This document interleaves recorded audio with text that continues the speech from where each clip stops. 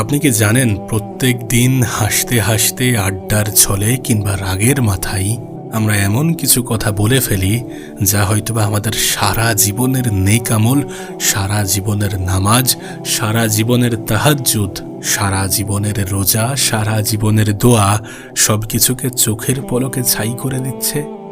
আমাদের এই ছোট্ট নরম একটি জীব হয়তোবা আমাদেরকে জাহান্নামের লেলিহান আগুনের দিকে টেনে নিয়ে যাচ্ছে, আর আমরা হয়তোবা বিন্দু মাত্র টেরও পাচ্ছি না।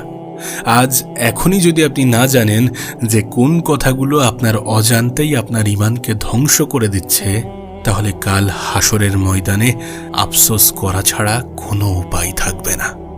আসসালামু আলাইকুম রহমতুল্লাহ। প্রিয় ভাই ও বোনেরা, একবার ভেবে দেখুন মহান রব্বুল আলামিন আমাদের দেহটাকে কত সুন্দরভাবে বানিয়েছেন, আর আমাদের এই দেহের মধ্যে সবথেকে দামি, সবথেকে শক্তিশালী অথচ সবথেকে ভয়ঙ্কর একটি অঙ্গ হলো আমাদের এই জিহ্বা। নবী পাক সাল্লাল্লাহু আলাইহি সাল্লাম বলেন, যে ব্যক্তি আমাকে তার দুই চোয়ালের মাঝখানের জিনিস অর্থাৎ জিহ্বা এবং দুই পায়ের মাঝখানের জিনিস অর্থাৎ লজ্জাস্থান, এই দুইটি জিনিসের জামানত দিতে পারবে, আমি তার জন্য জান্নাতের জামিনদার হব। কিন্তু আমরা কি করি? আমরা একটু রাগ হলে, একটু মন খারাপ হলেই এমন কিছু শব্দ ব্যবহার করি, এমন কিছু শব্দ উচ্চারণ করি যেগুলো আল্লাহ পাকের আরশকে কাঁপিয়ে দেয়। আজ এই ভিডিওতে আমরা এমন কিছু কথার বিষয়ে জানব এবং এমন কিছু বাস্তব কাহিনী শুনব যেটা শোনার পরে আপনি হয়তোবা আপনার জিহ্বাকে আর লাগামহীনভাবে চলতে দেবেন না। প্রথমে আসি এমন একটি কথার দিকে যে আমরা খুব অবলীলায়, খুব সহজেই বলে ফেলি। ধরুন আপনার সাথে খুব খারাপ কিছু ঘটেছে, আপনার জীবনে বড় কোনো বিপদ এসেছে, অথবা খুব কাছের কেউ মারা গেছে, অথবা ব্যবসায় খুব লস হয়েছে। তখন আমরা বুক ফাটা কষ্টে আকাশের দিকে তাকিয়ে বলে ফেলি, হে আল্লাহ, তুমি কি আর অন্য কাউকে পাওনি? আমার সাথেই কেন এমনটা করলে? আমার জীবনেই কেন এত কষ্ট লিখে রাখলে? প্রিয় ভাই আমার, প্রিয় বোন আমার, একটু থামুন। আপনি কি জানেন এই কথাটির অর্থ কি? এই কথাটির অর্থ আপনি সরাসরি রব্বুল আলামিনের সিদ্ধান্তের উপরে, তার তাকদিরের উপরে সন্দেহ করছেন। আপনি যেন বলতে চাইছেন যে আল্লাহ পাক আপনার প্রতি অবিচার করেছেন। নাউজুবিল্লাহ। মহান রব্বুল আলামিন তো এটা আপনার কাছে স্পষ্ট করেছেন, আমাদের কাছে স্পষ্ট করেছেন যে তিনি কোনো বান্দার উপরে তার সাধ্যের থেকে অতিরিক্ত কিছু চাপিয়ে দেন না। আপনার কি মনে আছে সেই কাহিনী? এক বৃদ্ধা নারী যার চোখের সামনে তার সন্তান মারা গিয়েছিল। সে রাগে, দুঃখে, ক্ষোভে আল্লাহর নিয়তির প্রতি এমন কিছু কথা বলে ফেলেছিল যা তার সারা জীবনের ইবাদতকে প্রশ্নবিদ্ধ করে দিয়েছিল। আমরা যখন এটা বলি যে আমার ভাগ্যটাই খারাপ, তখন আমরা মূলত সেই সত্তাকে গালি দিই যে ভাগ্য লিখেছেন। হাদিসে কুদসিতে আল্লাহ তাআলা বলেছেন যে আদম সন্তান সময়কে গালি দেয়, অথচ আমিই সময়, আমার হাতেই দিন ও রাত আবর্তিত হয়। তাই আজ থেকে যতই যা হয়ে যাক না কেন, যতই কষ্ট হোক, যতই জীবনে বিপদ আসুক, কখনো ভাগ্যকে, কখনো সময়কে গালি দেবেন না, বরং চোখ দিয়ে পানি ফেলুন এবং বলুন, ইন্না লিল্লাহি ওয়া ইন্না ইলাইহি রাজিউন। আপনি দেখবেন আল্লাহ পাক আপনার ওই কান্না ভেজা চোখের পানির বদলে আপনার মনটা শান্তিতে, আপনার অন্তরটা শান্তিতে ভরে দেবেন। এবার শুনুন দ্বিতীয় সেই ভয়ঙ্কর কথার কথা যা আমাদের সমাজে মহামারীর মতন ছড়িয়ে পড়েছে।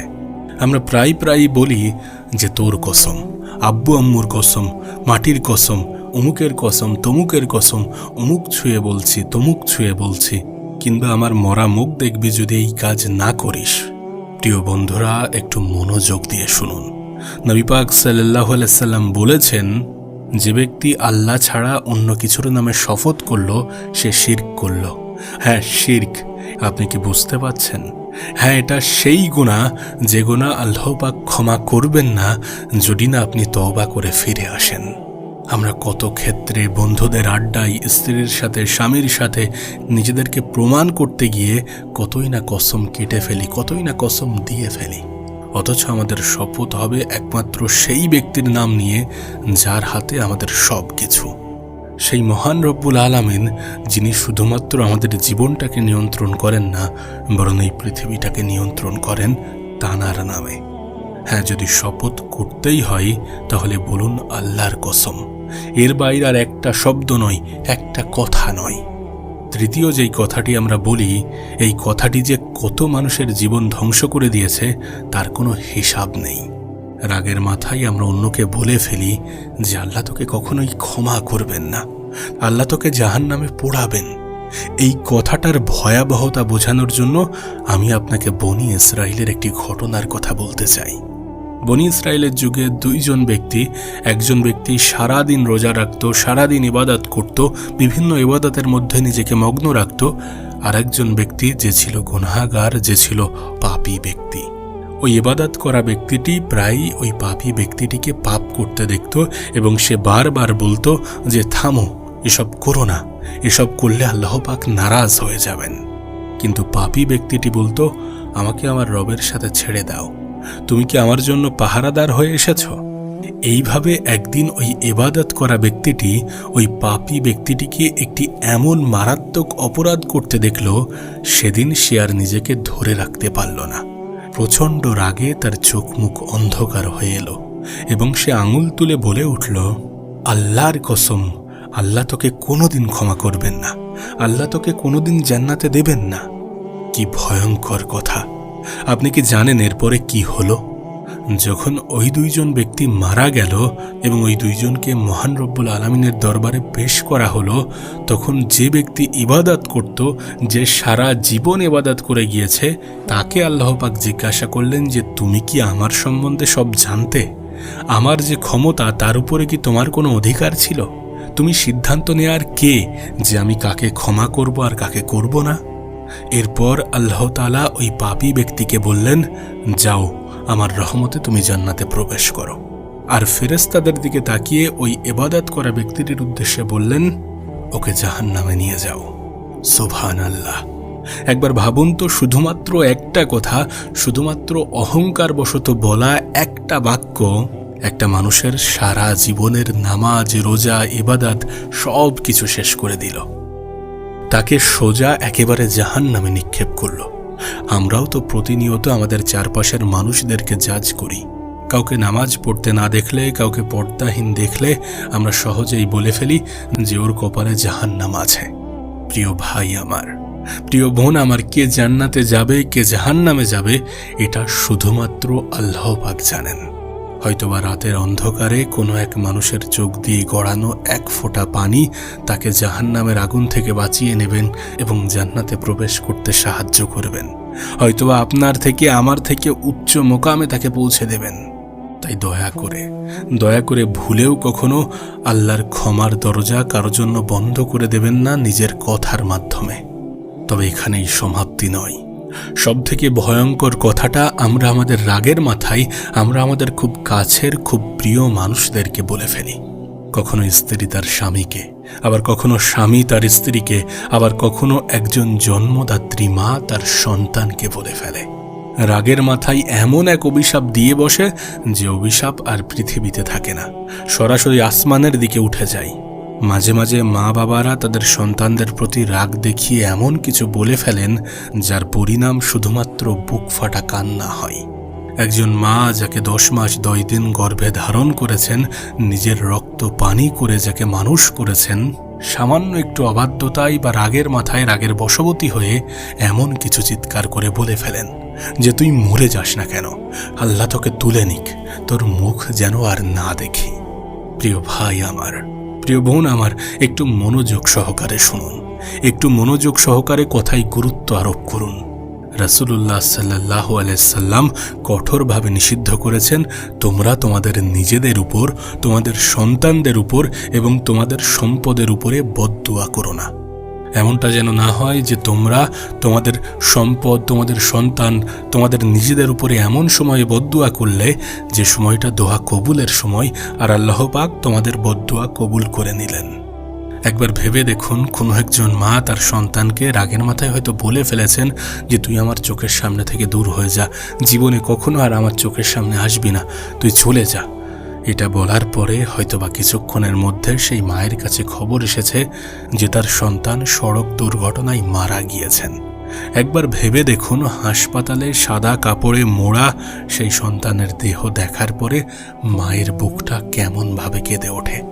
তখন কিন্তু তার রাগের কথা মনে পড়ে, তখন কিন্তু তার বুকটা ফেটে যায় এবং এই সব কিছু মনে করে সে কিন্তু নিজেকে অপরাধী মনে করে। সারা জীবন ওই মাকে এই অপরাধবোধ তাড়িয়ে বেড়াবে যে আমার বদদুয়ার কারণেই কি আমার সন্তান আমার থেকে চলে গেল, আমার বদদুয়াই কি আমার সন্তানকে আমার থেকে কেড়ে নিল। তাই প্রিয় ভাই ও বোনেরা, যখন প্রচণ্ড রাগের মাথায় মনে হয় যে দুনিয়া উল্টে ফেলি, সব কিছু ভেঙে ফেলি, তখন দয়া করে নিজের জিহ্বাকে কামড়ে ধরুন। যাই হয়ে যাক না কেন, এমন কিছু অবান্তর, এমন কিছু বলে ফেলবেন না যেটা পরবর্তীতে আফসোসের কারণ হয়। হয় চুপ হয়ে যান, না হলে বলুন যে আল্লাহ তোকে হেদায়েত দিক। হতে পারে আপনার এই কথা কবুল হয়ে গিয়ে আপনার সন্তান বা আপনার কাছের মানুষকে আল্লাহ পাক সত্যি সত্যি হেদায়েত দিয়েছেন। চতুর্থ যে কথাটি আমাদের ঈমানকে কুরে কুরে খায়, সেটা হচ্ছে যদি শব্দটি। আমরা প্রায়ই এই ধরনের কথা বলি যে যদি আমি ওই দিন ওই বাসে না উঠতাম তাহলে দুর্ঘটনা হতো না, যদি আমি আমার বাবাকে ওই ডাক্তারের পরিবর্তে অন্য কোনো ডাক্তারকে দেখাতাম তাহলে আমার বাবা এতদিন বেঁচে থাকতেন। শুনতে খুবই সাধারণ মনে হচ্ছে, তাই না? মনে হচ্ছে এটা তো আমাদের প্রত্যেক দিনের আক্ষেপ, কিন্তু প্রকৃত অর্থে ইসলামের দৃষ্টিতে এটি একটি ভয়ঙ্কর ফাঁদ। রাসূলুল্লাহ সাল্লাল্লাহু আলাইহি সাল্লাম বলেছেন, যদি শব্দটি শয়তানের দরজা খুলে দেয়। আপনি যখন বলেন যে যদি এমনটা না হতো বা যদি এমনটা না করতাম, তখন আপনি কোনো না কোনোভাবে ওই যে আল্লাহ পাকের তাকদির, সেটার বিরুদ্ধে অবস্থান নিচ্ছেন। আপনি অস্বীকার করছেন সেই মহা সত্যকে যে যা ঘটার ছিল তা অবশ্যই ঘটত। আপনার বাবা অথবা আপনার আত্মীয় ওই দিনটিতেই মারা যেতেন যেদিন পর্যন্ত আল্লাহ পাক তার আয়ু নির্ধারণ করে রেখেছিলেন। সত্যি বলতে এই যদি শব্দটি মানুষকে হতাশাগ্রস্ত করে, কারণ মানুষ যখন যদি শব্দ ব্যবহার করে তখন সে তার অতীতের আফসোস নিয়ে পড়ে থাকে, যার ফলে সে তার বর্তমানের শুকরিয়া আদায় করতে ভুলে যায়। তাই আজ থেকে যদি এমন হতো, যদি এমন করতাম, এটা না বলে এটা বলুন যে আল্লাহ পাক যা নির্ধারণ করেছেন, তিনি যা চেয়েছেন সেটাই হয়েছে। আপনি দেখবেন বুকের ভিতরের সব পাথর নিমেষেই পানি হয়ে যাবে। আপনি দেখবেন আপনার মনের মধ্যে একটা অন্যরকম শান্তি অনুভব করছেন, উপভোগ করছেন। পঞ্চম বিষয়টি এতটাই ভয়াবহ যেটি বলার সঙ্গে সঙ্গে একজন মানুষের ঈমান নষ্ট হয়ে যেতে পারে, অথচ সে এটা খেয়ালও করে না। আর তা হলো ইসলামের কোনো বিধান, কোরআনের কোনো আয়াত বা নবী পাক সাল্লাল্লাহু আলাইহি সাল্লামের কোনো সুন্নাত নিয়ে মশকরা, মজা বা তামাশা করা। আমাদের মধ্যে প্রায়ই হয় যে বন্ধুদের মধ্যে হাসি ঠাট্টা করতে করতে হয়তোবা আমরা বলে ফেলি যে আরে তুই তো দাড়ি রেখে একেবারে হুজুর হয়ে গিয়েছিস, তোকে তো আনস্মার্ট লাগছে। অথবা কোনো বোনকে পর্দা করার কারণে বলা হলো তোকে তো একদম ব্যাকডেটেড লাগছে। এই যুগে কেউ এরকমভাবে বোরখা পরে? সাবধান! আল্লাহ পাক পবিত্র কোরআনের সূরা তওবায় স্পষ্টভাবে বলেছেন, তোমরা কি আল্লাহ, তার আয়াত ও তার রাসূলকে নিয়ে ঠাট্টা করছিলে? তোমরা আর অজুহাত দেখিও না, তোমরা ঈমান আনার পর আবার কাফের হয়ে গিয়েছ।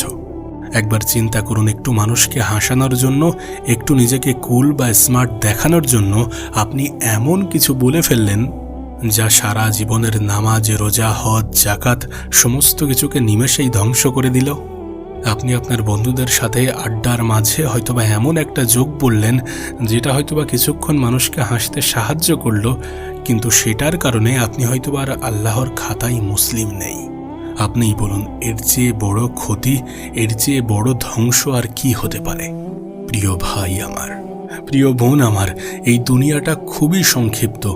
আজ আছি, কাল হয়তোবা মসজিদের মাইকে আমাদের নামটা ভেসে উঠবে, ইন্না লিল্লাহি ওয়া ইন্না ইলাইহি রাজিউন। অমুক ভাই বা অমুক বোন আজ আর পৃথিবীতে নেই।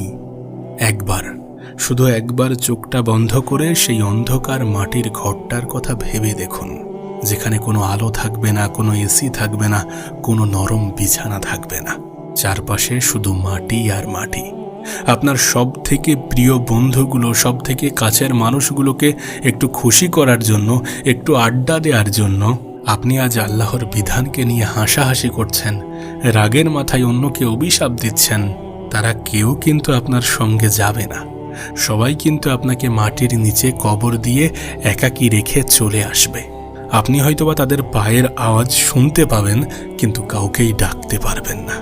কি জবাব দেব সেদিন আমরা রবের সামনে, যেদিন আমাদের প্রত্যেকটি গালি, প্রত্যেকটি অবান্তর কথাবার্তা, প্রত্যেকটি অপ্রয়োজনীয় নিন্দা, এই সব কিছু আমাদের সামনে ভিডিও আকারে তুলে ধরা হবে, ভিডিওর মতো করে দেখানো হবে। আমরা তো প্রত্যেক দিন কত মানুষের মন ভেঙে চলেছি আমাদের এই ধারালো জিহবা দিয়ে। কত মানুষের নামে মিথ্যা অপবাদ দিচ্ছি, কত গীবত করছি, কত সমালোচনা করছি, কত কিছুই না করছি। আমাদের উচিত আমাদের রবের কাছে ফিরে যাওয়া। আমাদের উচিত আমাদের জিহ্বাকে নিয়ন্ত্রণ করা। আমাদের উচিত কম কথা বলা, অপ্রয়োজনীয় নিন্দা, সমালোচনা, গালিগালাজ, এই সব কিছু থেকে নিজেকে বিরত রাখা, এই সব কিছু থেকে বিরত থাকা। আসুন আমরা আমাদের রবের কাছে ফিরে যাই, দুহাত তুলে বলি যে, হে আল্লাহ, ইয়া রাব্বুল আলামিন, আমরা আমাদের জিহ্বার মাধ্যমে যত গুনাহ করেছি, যত অপরাধ করেছি, যা কিছু বলেছি, সব কিছুর জন্য তোমার কাছে ক্ষমা চাইছি। না বুঝে তোমার বিধান নিয়ে কত ঠাট্টা করেছি, এই সব কিছুর জন্য তোমার কাছে ক্ষমা চাইছি। তুমি আমাকে ক্ষমা করে দাও হে আল্লাহ। তুমি তো রহমান, তুমি তো রহিম। কাল হাসরের ময়দানে সমস্ত সৃষ্টির সামনে তুমি যেন আমাকে বেইজ্জত করো না আল্লাহ। আমার জিহ্বাকে নিয়ন্ত্রণ করার তৌফিক আমাকে দান করো। মৃত্যুর সময়ে যেন এই জিহ্বা দিয়েই পড়তে পারি, লা ইলাহা ইল্লাল্লাহু মুহাম্মাদুর রাসূলুল্লাহ।